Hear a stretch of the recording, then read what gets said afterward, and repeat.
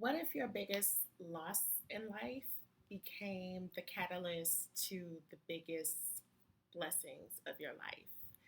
It's Tony from Love Tony V, and this is day two of the Life After Loss 30-day storytelling journey where I'm sharing my stories in hopes that it can help you with transcending from wherever you are to wherever you want to go. And in day one of this series, I shared the story of losing my son 21 years ago, and that being a North Star for me in terms of using that loss as a reason for me to pursue whatever dreams that I had because he wasn't here and I don't have to be here. And so I drew from that the meaning that if I'm here, it must mean that I have work to do. And so today, the topic is about a breakdown that was actually a breakthrough for me.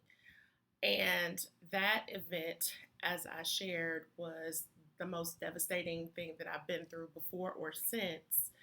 But I was able to transmute it into something beautiful and positive. And I wanted to share a little bit about how that did.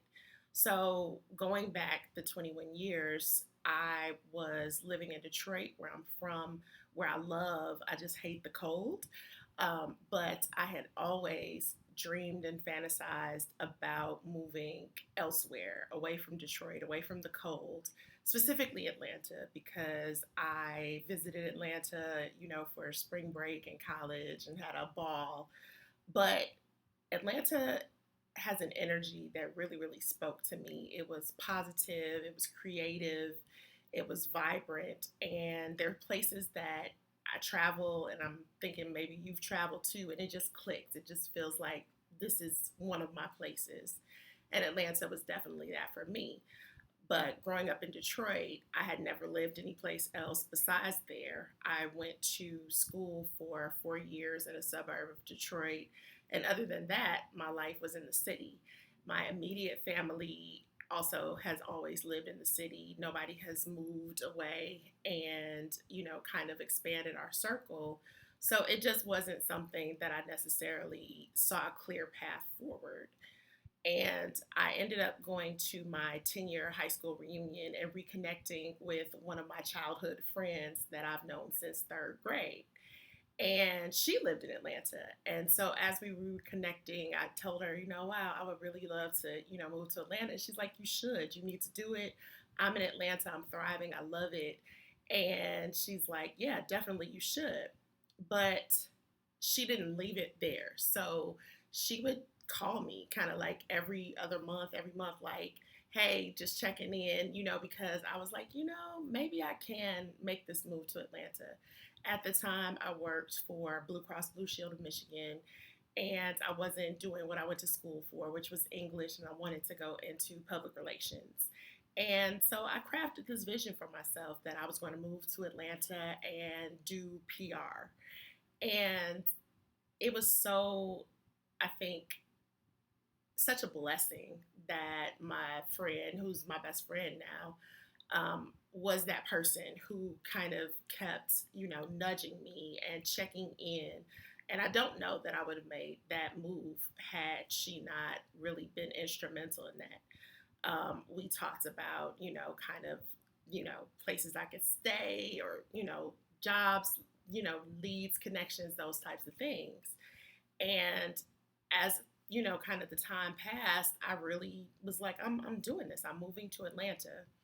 And again, it was all driven by the loss that I had experienced and just the frustration with my life being on one trajectory, and I wanted more for myself.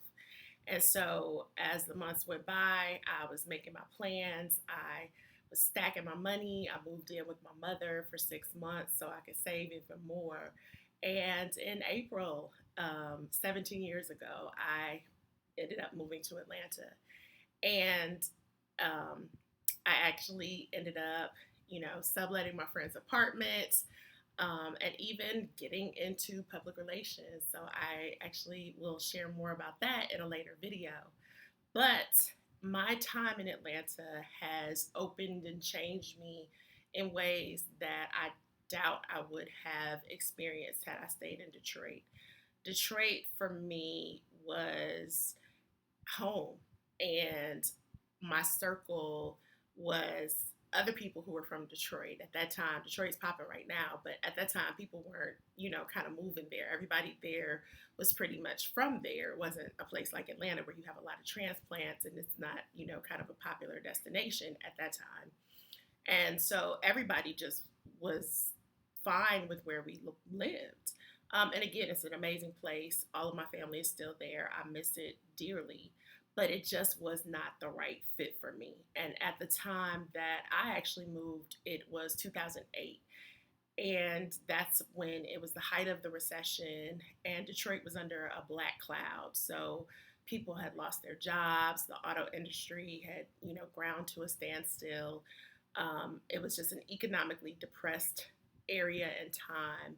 And again, I'm a person who thrives on creativity and positive energy, and I was not getting that kind of at that time. And so, again, coming to Atlanta opened me up to my career choices, to meeting people, to traveling, to just experiencing things that I didn't experience back home. And I always make a joke about the fact that when I lived in Detroit, I didn't eat sushi. And now I'm like, I could have sushi every day of the week if I, had the option.